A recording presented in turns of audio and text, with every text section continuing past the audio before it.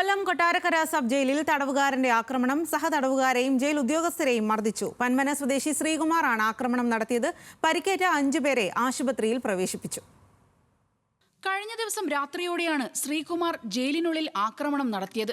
സഹതടവുകാരനായ രാജീവിനെ ശ്രീകുമാർ 2 ദിവസം മുൻപ് മർദ്ദിച്ചു. പരാതിയെ തുടർന്ന് മറ്റൊരു സെല്ലിലേക്ക് മാറ്റിയപ്പോൾ അവിടെയും ആക്രമണം തുടർന്നു. മനു, ജെയിൻസാം എന്നീ സഹതടവുകാർക്ക് മർദ്ദനമേറ്റു. നിലവിളി കേട്ട് ജയിൽ ഉദ്യോഗസ്ഥരെത്തി പ്രതിയെ പിടിച്ചുമാറ്റാൻ ശ്രമിക്കവേ അവരെയും മർദ്ദിച്ചു. അസിസ്റ്റന്റ് പ്രിസൺ ഓഫീസർമാരായ ധനീഷ് കുമാർ, രാമചന്ദ്രൻ എന്നിവർ പരിക്കുകളോടെ കൊട്ടാരക്കര താലൂക്ക് ആശുപത്രിയിൽ ചികിത്സ തേടി. തുടർന്ന് ശ്രീകുമാർ ശരീരത്തിൽ സ്വയം കൊണ്ട് മുറിവേൽപ്പിച്ചതായും ജയിൽ അധികൃതർ വ്യക്തമാക്കി. ചവറ പന്മന സ്വദേശിയാണ് ചില്ല് ശ്രീകുമാർ എന്ന ശ്രീകുമാർ. 20ഓളം കേസിലെ പ്രതിയാണ് ഇയാൾ.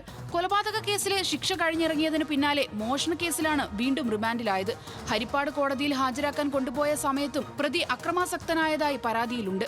ജയിലിലെ ആക്രമണം സംബന്ധിച്ച് DGPക്കും കോടതിയിലും ജയിൽ അധികൃതർ റിപ്പോർട്ട് നൽകി. ജയിലിനുള്ളിൽ അക്രമം നടത്തിയതിനും ജീവനക്കാരുടെ ഡ്യൂട്ടി തടസ്സപ്പെടുത്തിയതിനും പ്രതിക്കെതിരെ പോലീസിൽ പരാതി നൽകിയതായും അധികൃതർ അറിയിച്ചു. ന്യൂസ് മലയാളം, കൊല്ലം.